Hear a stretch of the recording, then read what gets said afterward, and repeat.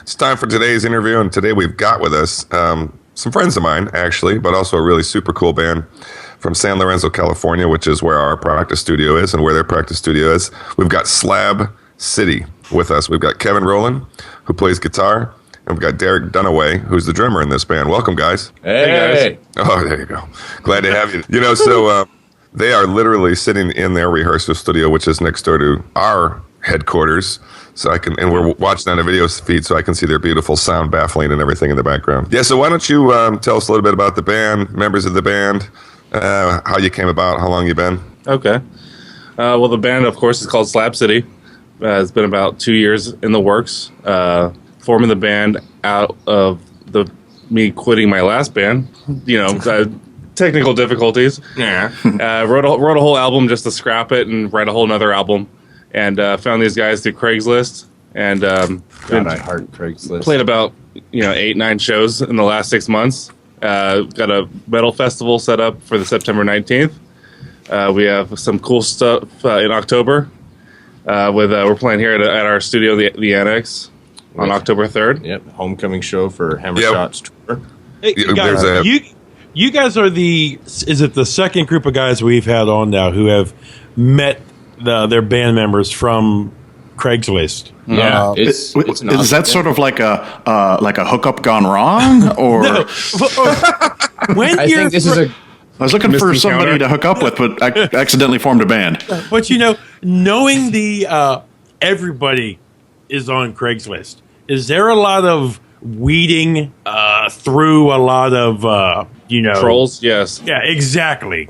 Yeah, there's a lot of people that capitalize on Craigslist and whore it out. It's like a flea market from hell. Yeah, you just got to hit the don't matter button. Actually, dating band, don't matter. Donk. Bear in mind, these guys, they didn't weed all that hard, you know what I mean? Somebody was scraping the bottom of the barrel. He's like... We're talking about weeding now? Wait a second. I thought we were talking about music.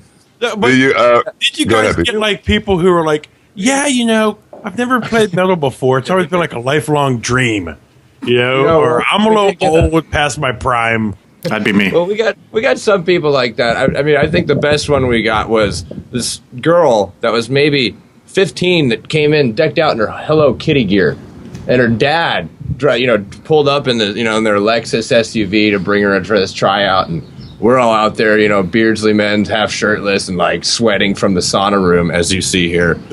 And I've never seen somebody pull out in reverse so fast down our driveway, leaving this place, other than her dad when he was like, "We're the hell out of here."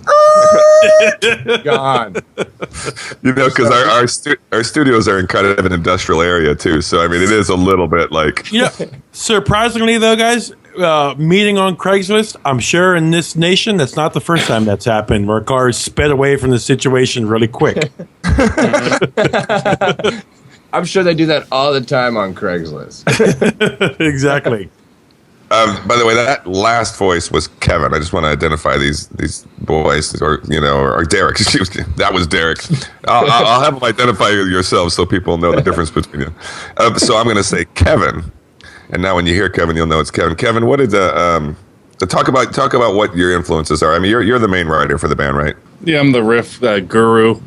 I basically compose the arrangements and kind of just lay down the framework for what turns into a full-fledged metal song. We're black metal, technical death metal, and country all kind of wrapped together in a nice little package. And just trying something different creatively to bring to the market and kind of try to bridge a couple different subgenres of metal for something fresh in 2016. And we're going to play some tracks here for you guys today, obviously, like we always do on the show. But I really want to say I love these guys. I'm a big fan of Slab City. The tracks that we have right now are ones that are kind of lo-fi, which is fine.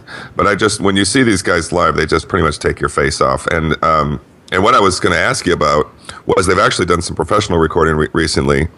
And I was hoping you could tell me about that experience, because it's kind of a cool thing. They recorded at a, you explain it. Oh, we recorded at Expressions College, which is, it's a music intern, sound engineering school. They've got really nice gear there, and what's major about this place is the people that go there are going there because, for one, they're spending the money, and they're spending the money because they want to do what they really want to do this. They really want to pursue their ideas here. So it's really beneficial when you get to go in there and you walk into what we just walked into, the TKL 9 live room, which was probably like 50 by 50 square feet. We're talking like $1 million studio. Like, my drumming improved just from sitting in there. Like, it was awesome. I mean, and so we got to get some really good tracks down, and a major key to that being is the drummer was 5 hours late for an 8-hour recording session. Is being really well rehearsed was made going in there and being able to lay down 6 songs in 3 hours really beneficial. And especially with these guys having the gear that they have and the knowledge and the want to learn and the drive for it too. Right, and this is literally like having a teacher in the room with some greenhorn sound students. With some 4 lab students, 4 lab rats and a lab master, and we get down. Is this one of those situations where they offer you free studio time so that they can practice with a real band? Yeah, it's their homework. Because I actually did that myself. I went through the Omega Studios recording program in Rockville, Maryland, and I brought in one of my friends' bands, Charm City Devils now, but they used to be called UXB, and they came in and got some studio time on like $1 million Neve board that used to be owned by George Lucas. That kind of stuff. So the same situation. That's cool. The Neve board was from where, George? It was from LucasArts or Lucasfilm or whatever. It actually like remixed the Star Wars music during like one of the many reissues. That was well done, dude. So I did my final project on that board.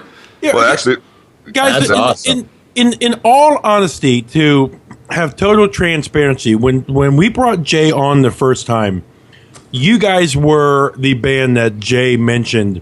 Actually, the only band he mentioned of guys that he knew that, on our podcast, we feature bands from around the world that, are doing their own thing, that aren't signed. And you guys were the first and only band that Jay mentioned. And, he did say friends of his.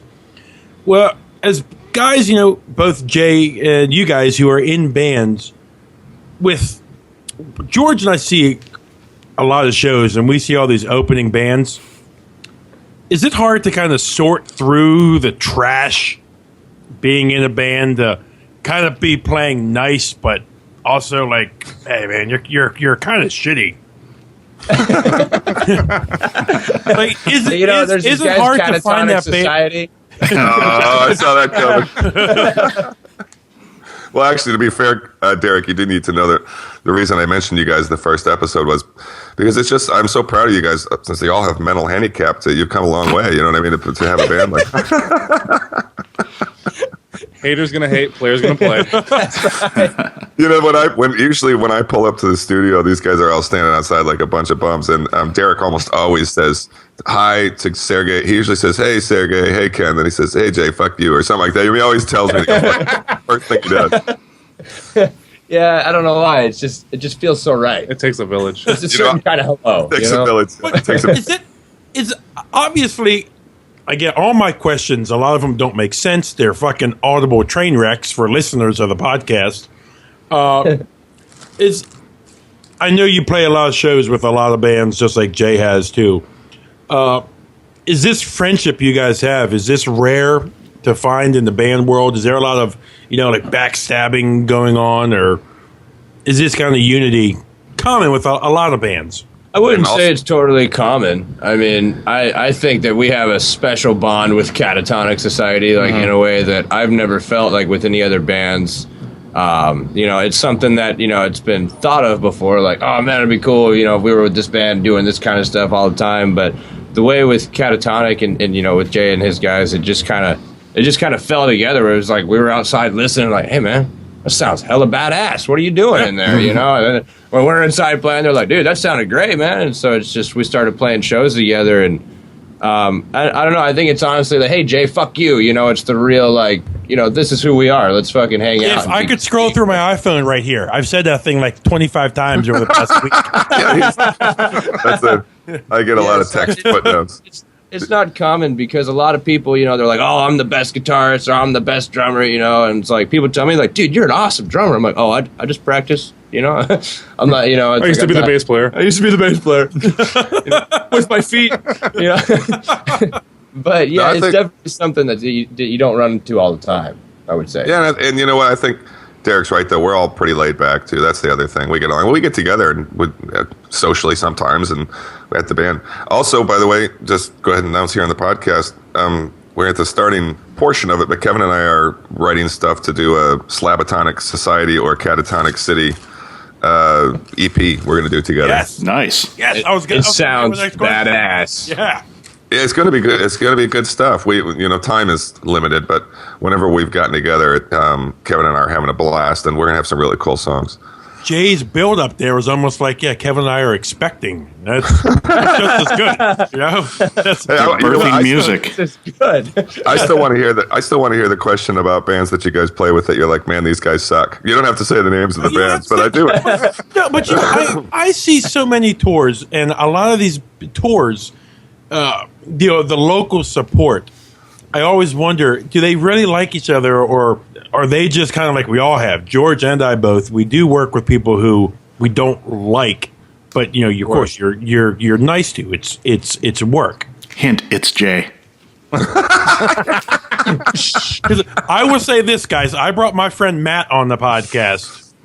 Didn't fucking go so well. Okay. Drinking. Yeah, Kevin listens. By the way, Kevin listens. Actually, I'm a fan. Yeah, so am I. I'm a fan of him too. But that episode was a train wreck. It was.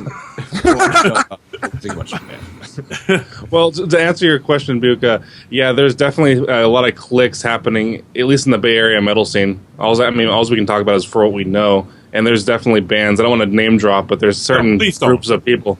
There's groups of people that definitely are like, we're cool, fuck you.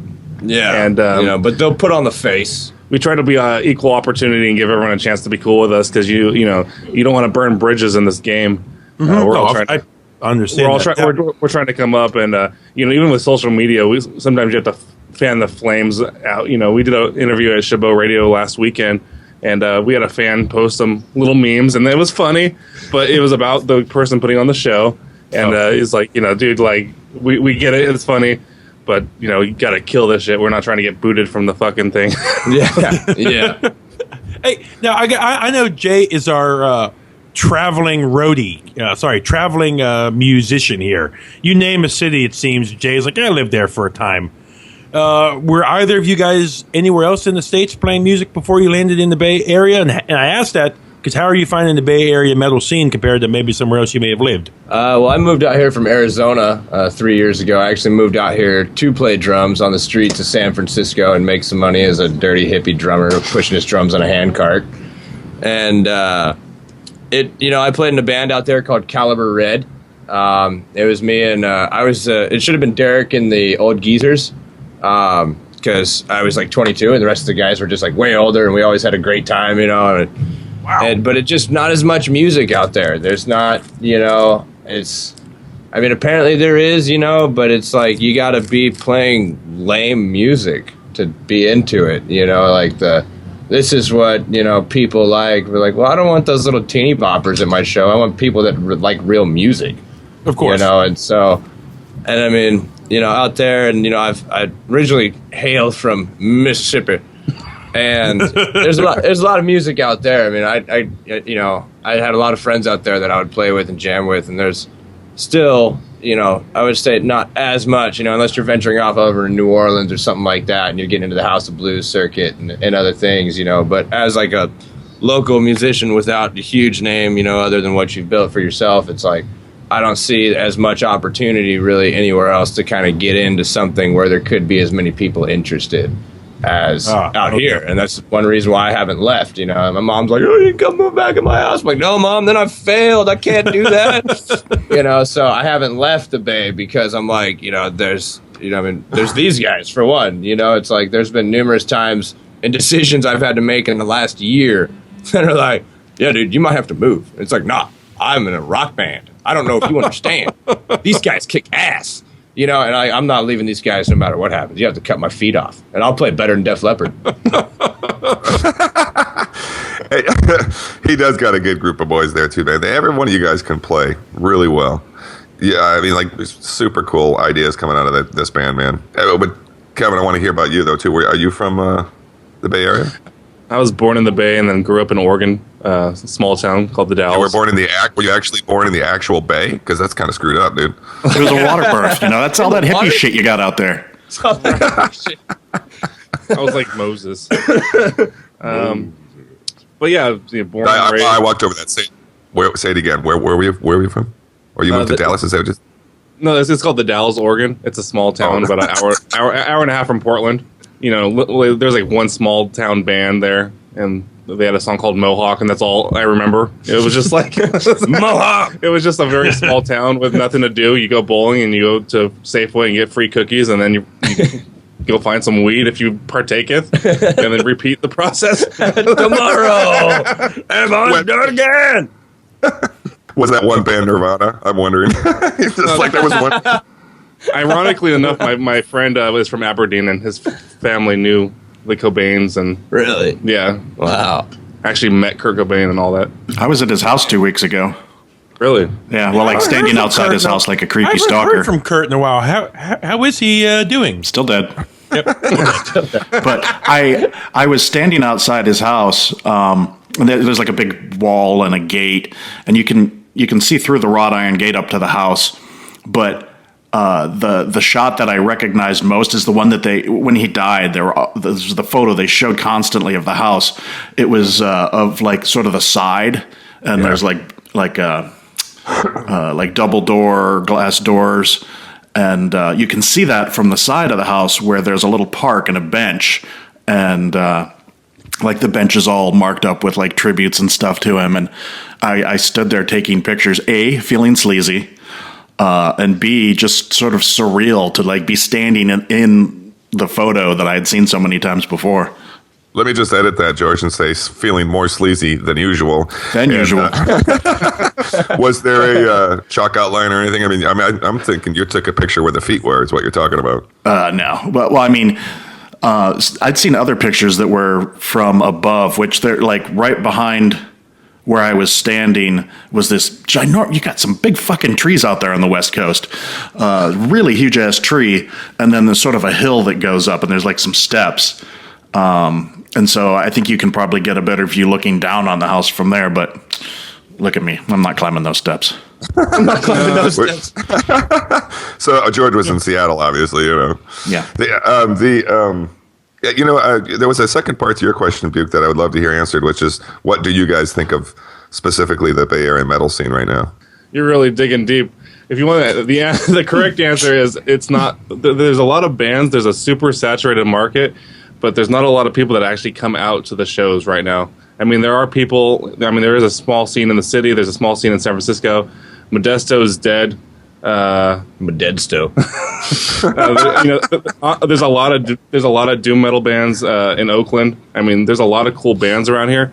It's just there's not a lot of people that get up and get out and do it. I don't think there's been enough metal to make them get up and get out and do it. Exodus and Metallica was a long time ago, that when the Bay Area was really popping in 83. Yeah, and just being like really doomy, like you're talking about, like, oh, it's like, oh yeah, I know times suck right now and gas prices are going up. But it's like, it's like you still want like a type of metal that's gonna make you jam. Wait. But you know what?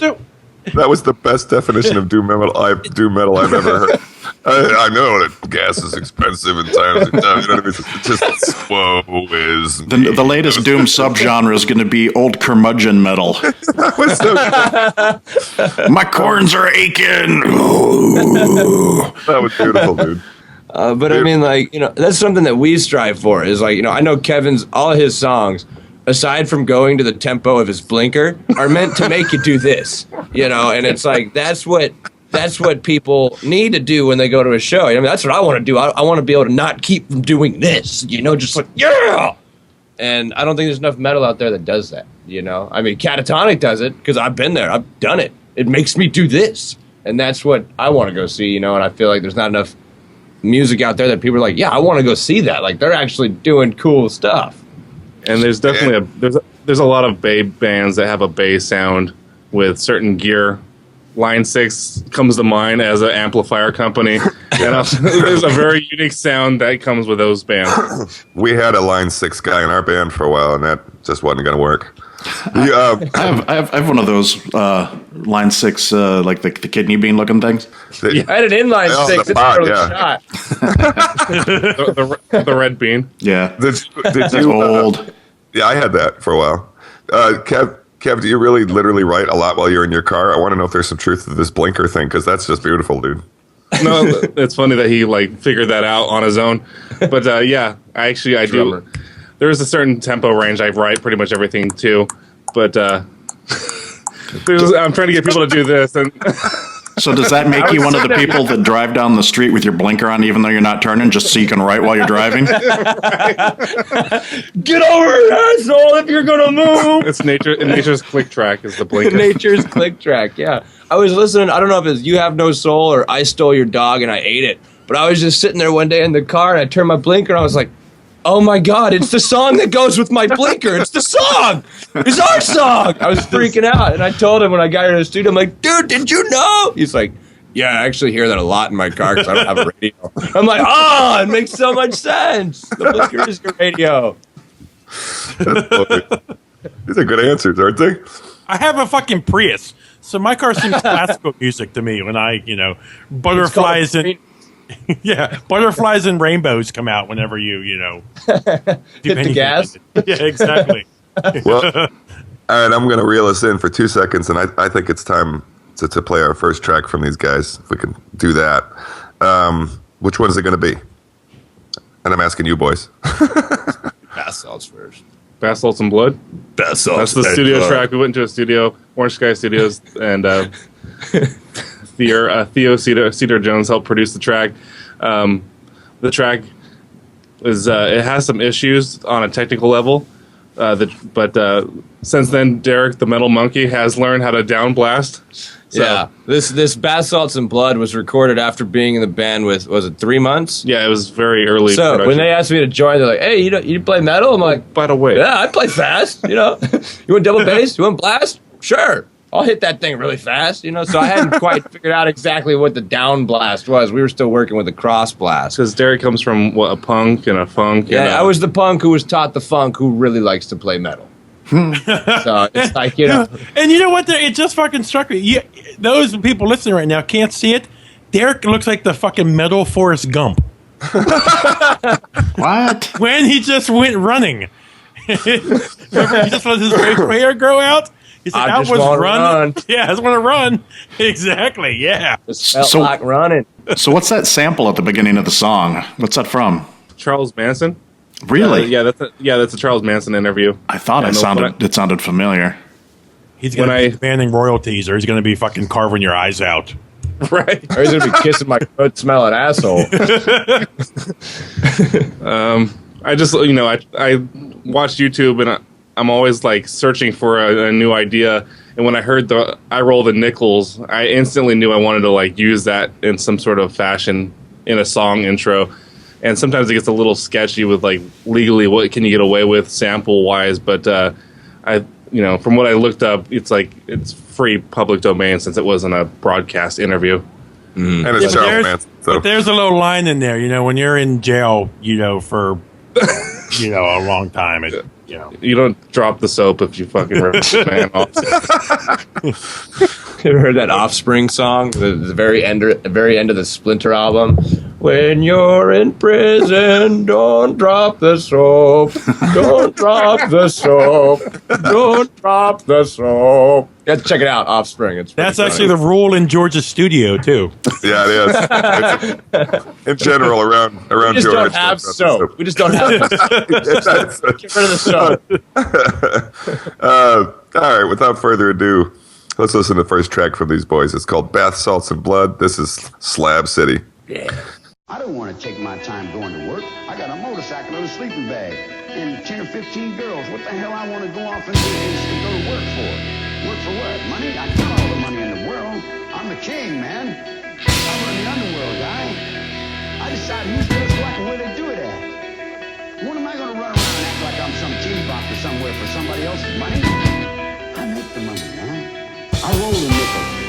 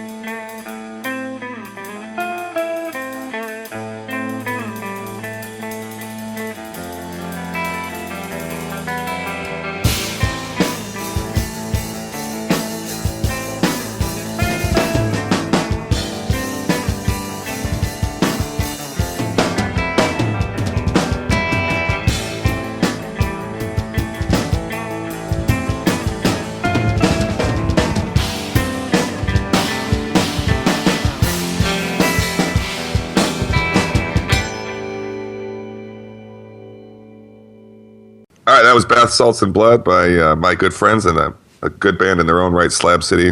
I love these guys. You know what? We need to talk about the rest of the guys in your band. I made a mistake in not doing that first time I was on this podcast.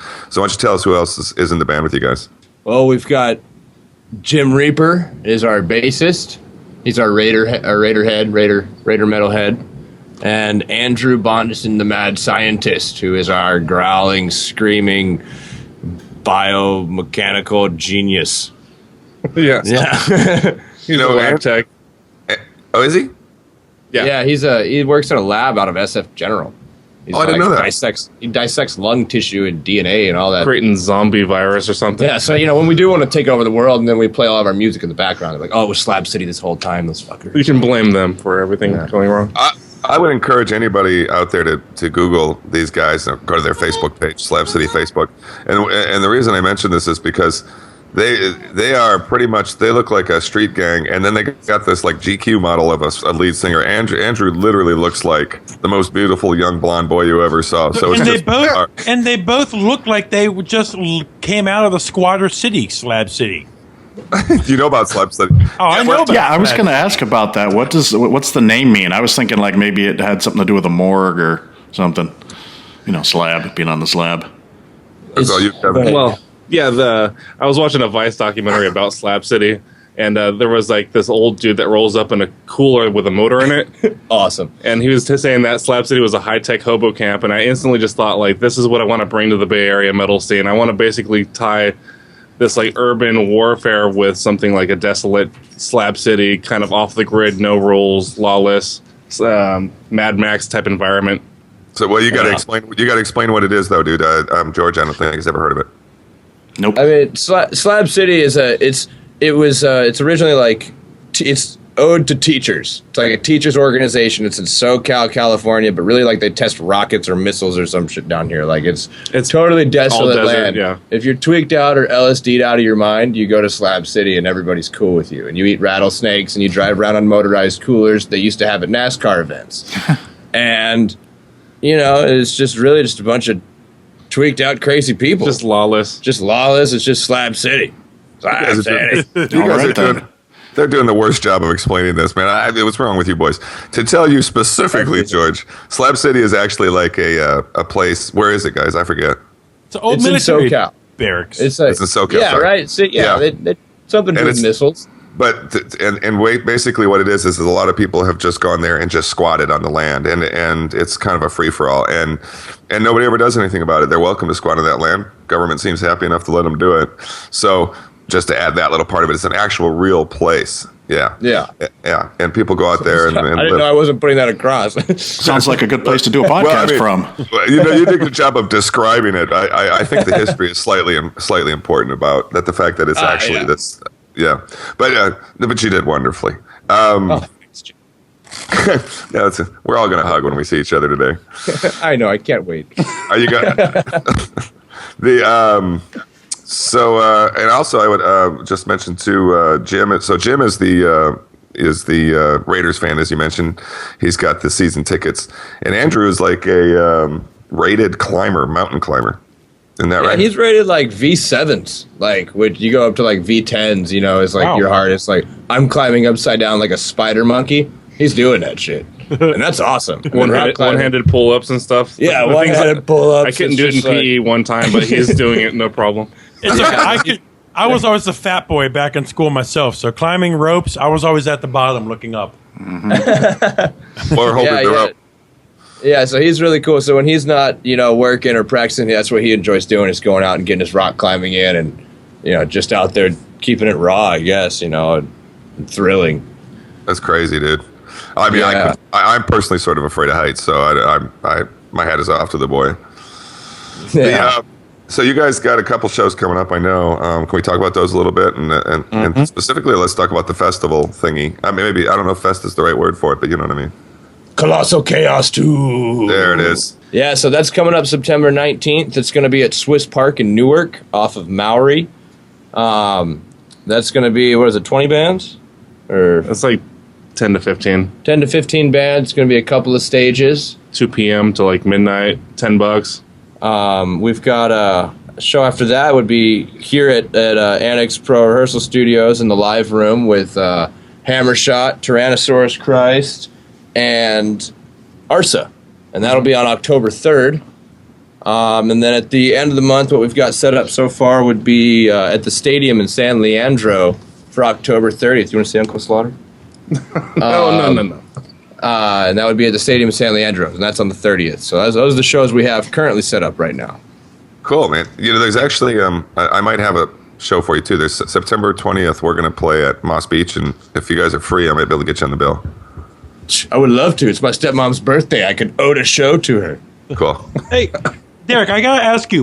We were at the Ashes of Aries show the other day, and we interviewed Van Williams, the drummer, of Ashes of Aries, and most notably Nevermore.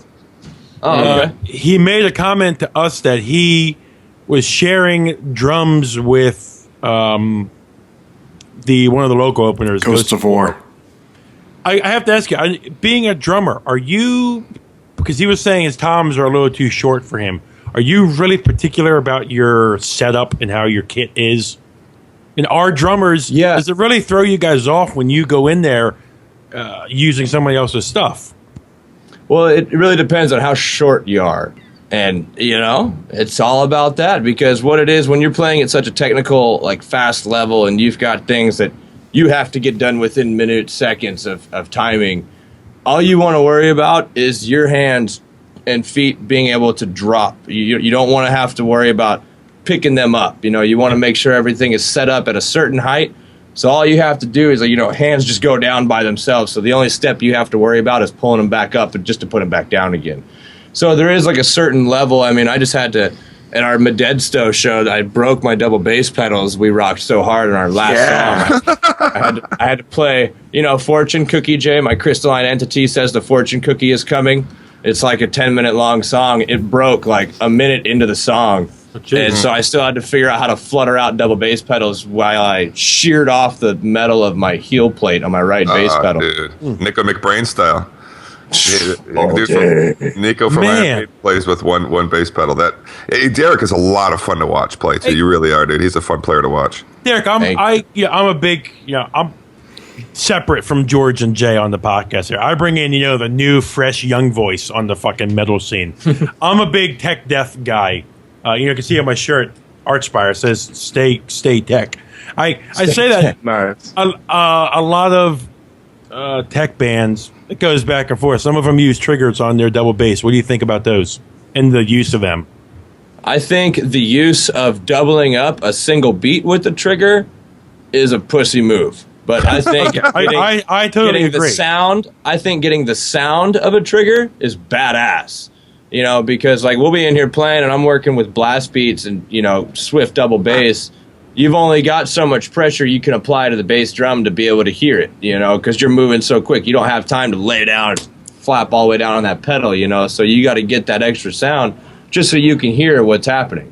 Because, when you're blast beating, you're bouncing off that rim with that snare and keeping it in lock with your bass pedals. You want to be able to hear all that clearly without having to slam it down, because then that's going to throw off your whole momentum and then you're not going to be able to keep a consistent blast, stuff like that. So I think that, if you set up a trigger and you hit it once and it makes two sounds, I think you suck. But if you just, you can play with the trigger, then you can play with the trigger. Yeah, and essentially, just to enhance the tone. It's not like, I need a trigger because I'm not fast enough. It's like, no, you watch me. Back off. I'll take it off.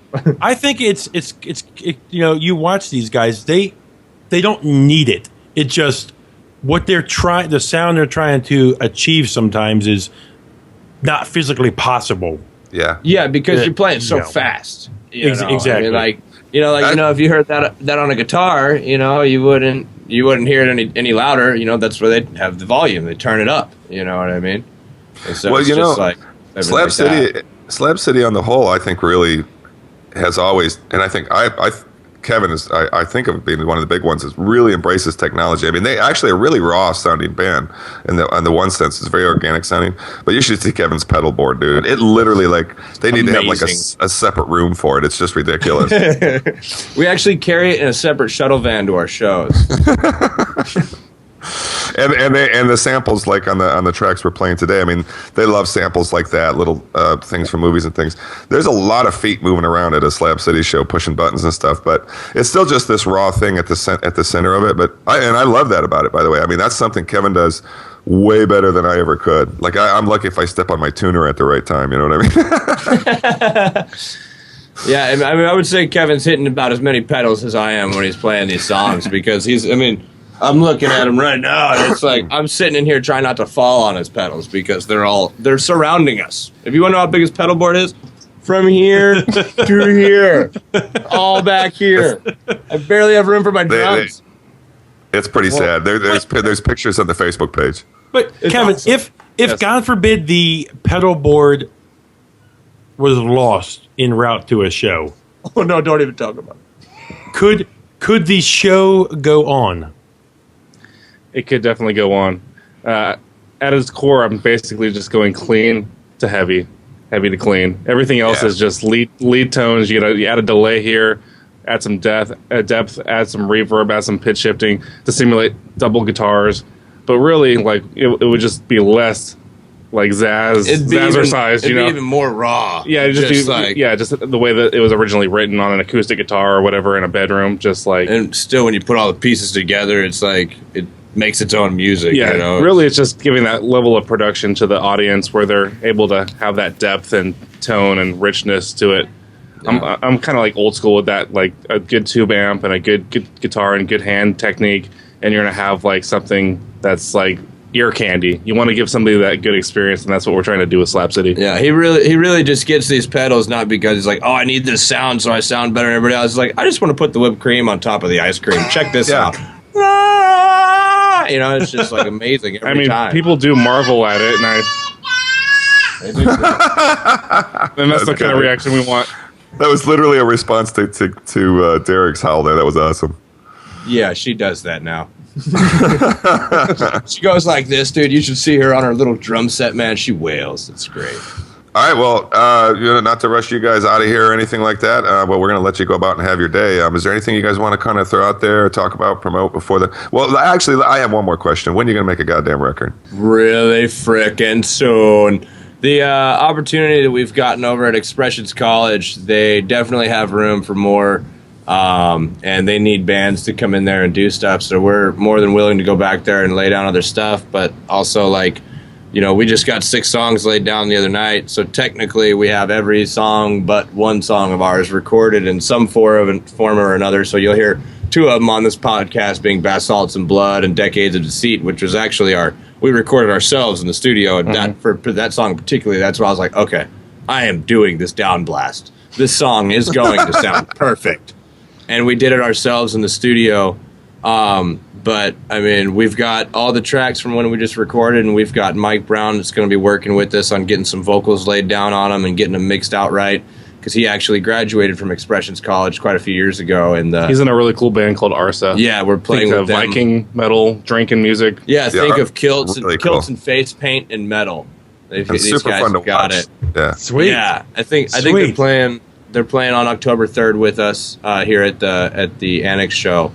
But he's going to help us get that production down, get some vocals put down on there, and be able to get those. I mean, we're laid down. looking for 2016. I don't know if the full album we've done, CD package, vinyl, catatonic status, but at least get the songs digitally out there so people can check it out and love us, hate us, whatever. But get it out there. Just get it out there to the world. I want to kind of mention too, Arsa is actually in our complex too, our rehearsal complex. And honestly, I think one of the better parts of the Bay Area metal scene is that complex. We got a lot of good bands in there. Yeah, we definitely do have a lot of cool, just off, different spectrum, of people and everything. Just so we don't get in trouble with all our friends. Cool bands in the studio. Hammershot.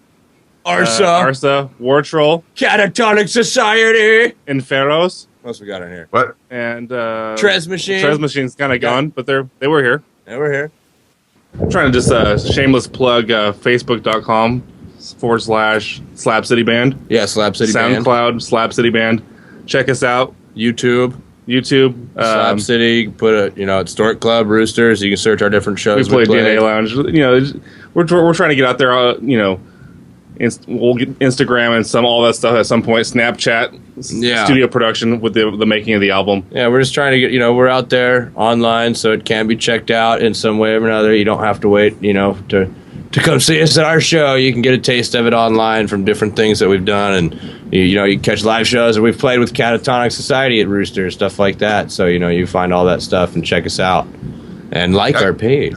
And this is not. I'm not praising us. I'm praising him. Sergey, our bass player, is always great. He always films the bands we like, and so he's filmed whole sets of these guys. And you can go and watch several whole sets of Slab City up on YouTube, as they mentioned, and from their Facebook page. So I really want to kind of tell people, check these guys out, because they've got some cool tracks laid down already, but they're going to put together a really good record. Super fun to watch live, and really creative stuff. Really cool riffs. Great playing all around. I love you guys. No, thanks for having us on the podcast. Yeah, thank you guys so much for letting us come over and chat with you. Thanks for joining us. I know it's extremely early in the morning for you guys. So truly, thanks for coming on. You guys do some pretty cool stuff. So thank you very much. All right. It's time to play our second track from Slab City here on the podcast today. And so before we go into it, we're going to have Kevin and or Derek tell us about this track a little bit. What do you got, boys? Well, this is called Decades of Deceit. In a nutshell, this is about kind of like overtones of how Illuminatiism has overtaken a lot of a subculture of America. And the whole idea of the song is the lies have not started recently. There's lies that go back for years and years and years. So it's kind of just like this notion of where does the truth begin and where does the lies end? And that's what Decades of Deceit conceptually is about. Lyrically, I have no idea what Andrew the Mad Scientist is actually saying in any of our songs. But I know in the beginning of one of our live albums, he says that this is about the alien drug overlords trying to withhold or overtake the government. So he's been hanging out with Matt Pike. yeah. Matt Pike is a conspiracy theorist now. Oh, okay. Yeah, so he does relate, because Kevin will come up with an idea for the song, like this is Decades of Deceit, you know what I mean? Can you kind of shoot out some lyrics with around this ballpark range, this idea that we're going for, and he'll do that. Extrapolate upon the idea. Yeah, he'll do that very well. I kind of want to mention too, and I mean this in the best way, but one thing we really didn't talk about your band during the interview is there's also at least a little taste of sense of humor in Slab City, which is great. I mean, I love that. They sort of embrace the cheerier side of life, so to speak. You know what I mean? It's not sad. You can look at the song titles. I fucking love them. There's definitely a dark sense of humor, because the idea kind of conceptually is kind of like 30 years after an apocalypse, people have nomadically joined into tribes. Slab City, zombies and all this other like mutated stuff. It's easy to like conceptually be like I'm fucking Slayer, everything is evil. But it's like kind of like that movie The Road, where it's like kind of like a sorrowful idea of like desolation. But then we're kind of twisting it and making it like some thematically fun and evil and bringing the party back to metal at least a little bit in the Bay Area. Yeah, and that is. I love that movie, by the way. That's a great movie, dude.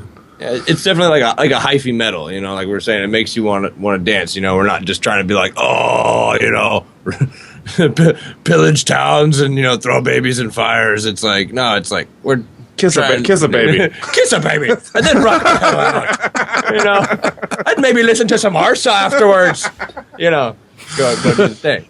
Well played, dude. So without further delay, then here's Slab City with Decade of Deceit.